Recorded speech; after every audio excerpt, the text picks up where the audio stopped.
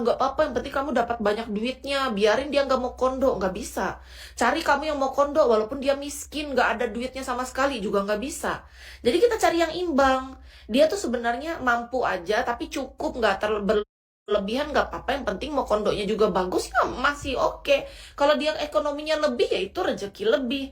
Dalam hal mau kondonya dia lebih kuat, berarti itu anugerah dari Yang Maha Kuasa untuk kita, rezeki untuk perempuan kayak aku gitu.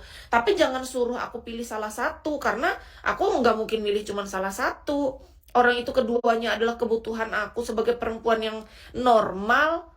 Iya loh, aneh-aneh orang-orang, gak ngerti aku sama jalan pikiran kalian. Kalian kenapa sih? Ada masalah hidup apa sih kalian? Kalian tuh ada masalah hidup apa? Sampai bicara kayak gitu. Kalian nih udah apa putus mungkin jaringan di sininya.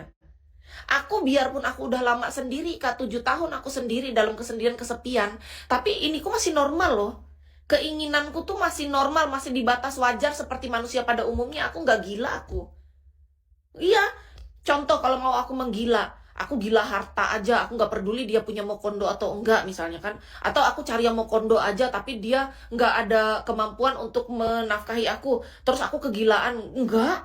Aku masih waras. Aku masih tahu batas normal di mana seorang wanita itu akan bahagia bersama pria pilihannya. Aku tahu balance apa keseimbangan yang balance untuk aku bersama pria. Aku masih paham yang seperti apa yang aku butuhkan sebagai perempuan normal. Iya loh. Jadi kalau orang suruh aku kan pernah disuruh sama orang tua tapi banyak duit, tapi dia sudah nggak mau kondo, nggak mau aku. Terus aku disuruh nih sama mau kondo banget, tapi dia simpanan tante girang, aku juga nggak mau. Karena aku nggak suka sama simpanan tante-tante. Aku walaupun dia berondong mau kondo, tapi dia rajin bekerja, aku suka. Iya, beneran loh. Walaupun dia dibilang mau kondo sama orang-orang, aku nggak peduli. Yang penting dia bekerja, dia orangnya. Aku suka. Aku nggak peduli dengan omongan orang, misalnya dasar itu kamu ngapain sama mau kondo. Itu kan omongan orang. Orang kan pengen menjatuhkan dia, karena banyak orang tuh nggak suka sama Mokondo. Padahal Mokondo itu salah satu modal. Sama seperti pria yang punya modal uang, itu modal. Jadi kalau kalian hari ini ada modal uang dan ada modal Mokondo, artinya itu kalian adalah modal. Tapi gimana menyeimbangkan antara Mokondo dan modal uangnya? Harus seimbang. Jangan cuma modal uang tapi Mokondonya nggak ada. Atau cuma modal Mokondo tapi uangnya juga nggak ada. Harus berusaha. Seimbang. Menurut Kis, imbangi antara mau kondonya dengan masalah mau bekerja. Usaha. Laki-laki tuh harus ada usaha dalam bekerja. Walaupun kalian dibilang mau kondo, jangan mau ambil hati. Jangan sedih, karena menurut Kis mau kondo itu modal. Aku sebagai perempuan mengakui, seorang mau kondo itu adalah modal bagus. Itu adalah modal awal kalian sebagai pria.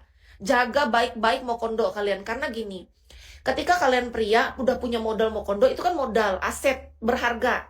Jangan main-main, jangan celup sana, celup sini sembarangan. Kan itu kalian aset kalian. Dijaga dengan baik, jaga kesehatan, makan yang bergizi, rajin olahraga, bekerja yang produktif. Main sama temen yang sehat pikirannya, jangan cari teman yang gila-gila. Gila-gila tapi tahu batas nggak apa-apa. Kayak aku kan kadang aku gila juga. Aku nggak normal 100%, ada kalanya aku ada gila-gilanya.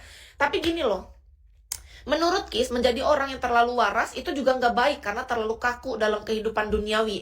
Tapi kalau menjadi orang yang gila tanpa batas nggak bagus juga. Nanti kita jadi orang gila benaran. Orang gila yang masih tahu batas wajar dan kewarasannya itu oke menurutku.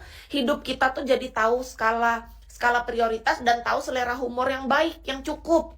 Karena menurut Kis, orang yang ada gila-gilanya itu dia paham selera humor yang receh, humornya tuh bagus, itu dianggap orang gila nggak apa-apa.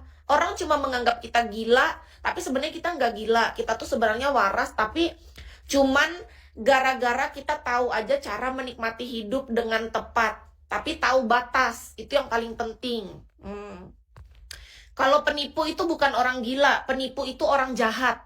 Bedakan, kakak tuh yang bilang. Orang gila penipu. Orang gila tuh yang keliling di jalan sana, ketawa-ketawa, itu orang gila asli. Atau dia di rumah sakit jiwa.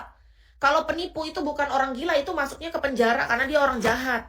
Bedakan antara orang gila dan orang jahat ya. Orang gila tuh orang yang kehilangan kewarasan.